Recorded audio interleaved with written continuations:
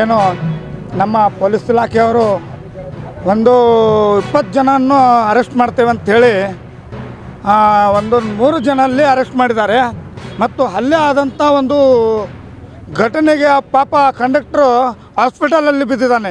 ಕಿತ್ತಾಪತ್ತಿ ಬಡ್ದು ಅವನ್ನೇ ಸಾಕಷ್ಟು ಬಡ್ದು ಕೇಟೆ ಮರಾಠಿ ಮಾತಾಡೋಂಥ ಈ ರೀತಿ ದಬ್ಬಾಳಿಕೆಯನ್ನು ಕೊಟ್ಟಿದ್ದಾರೆ. ಅದಕ್ಕಾಗಿಯೂ ನಾವು ಇವತ್ತು ಪ್ರತಿಭಟನೆಯನ್ನು ನಡೆಸಿದ್ವಿ. ಅಂದರೆ ಇದು ಬಾಗಲಕೋಟೆ ಎಂದರೇನು ಬಂದ್ ಮಾಡಿ ನಾವು ಪ್ರತಿಭಟನೆಯನ್ನು ನಡೆಸ್ತಾ ಇದ್ದೀವಿ. ಈಗಿನ ಒಂದು ತಾಸಿನಲ್ಲಿ 20 ಜನನ್ನ ಎಲ್ಲರನ್ನೂ ಅರೆಸ್ಟ್ ಮಾಡಬೇಕು.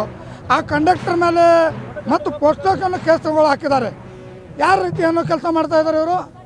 ಪೊಲೀಸ್ ಇಲಾಖೆಯವರಾಗಿರುವಂಥ ಮತ್ತು ಬಡಿಸ್ಕೊಂಡವನ ಮೇಲೆ ಹಲ್ಲೆ ಆದವನ ಮೇಲೆ ಉಲ್ಟಾ ಅವನ ಮೇಲೆ ಕೇಸ್ ಹಾಕಿ ಮತ್ತು ಅವನಿಗೂ ಕೇಸ್ ಹಾಕಿಟ್ಟು ಹೊರಗಡೆ ಕಳಿಸ್ಕೊಡ್ತಾ ಇದ್ದಾರಲ್ಲ. ದಯವಿಟ್ಟು ಸರ್ಕಾರ ಇದನ್ನು ಗಮನಕ್ಕೆ ತರಬೇಕು. ಇಲ್ಲೇ ಇದ್ದಂಥ ಪೊಲೀಸ್ ಇಲಾಖೆಯವ್ರಿಗೆ ಮೊದಲನೇದಾಗಿ ತಾಕೀತು ಮಾಡಬೇಕು. ಯಾಕಂದರೆ ಅದು ಆದಂಥ ಹಲ್ಲೆದಾರನ್ನ ಬಿಟ್ಟು ಉಲ್ಟಾ ಅವ್ರ ಮೇಲೆ ಕೇಸ್ ಹಾಕುವಂಥ ಕೆಲಸ ಮಾಡ್ತಾ ಇದ್ದಾರಲ್ಲ. ಇದನ್ನು ಮೊದಲನೇದಾಗಿ ಕಾನೂನು ಕ್ರಮವನ್ನು ತೊಗೊಂಡು ಕೆಲಸ ಮಾಡಿದ್ಬಿಟ್ಟು ಇದನ್ನು ಮಾಡೋದು ಮೊದಲನೇದು ತಪ್ಪು. ಇದನ್ನು ಪುಸ್ತಕೇನು ಕೇಸ್ ಹಾಕಿದಾರಲ್ಲ ಇದು ಹಿಂಪಡಿಸ್ಬೇಕು.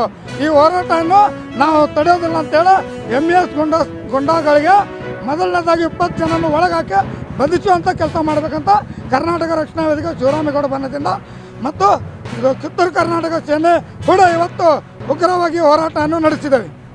ಜೀವ ಇರೋವರೆಗೂ ಸರ್ ನಾನಂತೂ ನಾನು ಸತ್ರು ಪರವಾಗಿಲ್ಲ, ನಾನು ಇದನ್ನು ಮಾತ್ರ ಬಿಡಲ್ಲ ಸರ್. ಈಗ ಒಂದು ಸುಳ್ಳು ಪ್ರಕರಣ ಅಂತಾರೆ, ಸುಳ್ಳು ಸರ್, ಉದ್ದೇಶಪೂರ್ವಕವಾಗಿ ಮಾಡಿದ್ದಾರೆ ಸರ್ ಅದನ್ನು.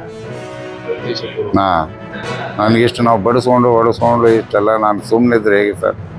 ಇವಾಗ ನಾಳೆ ಬೇರೆಯವರು ಕಂಡಕ್ಟರ್ ಆಡಿಸ್ಕೊಂಡು ಬಡಿತಾರೆ ಸರ್.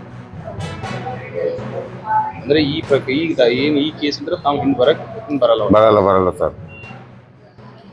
ನೋಡೋಣ ಸರ್, ಒಟ್ಟು ನನಗೆ ನ್ಯಾಯ ಸಿಗಬೇಕು ಸರ್.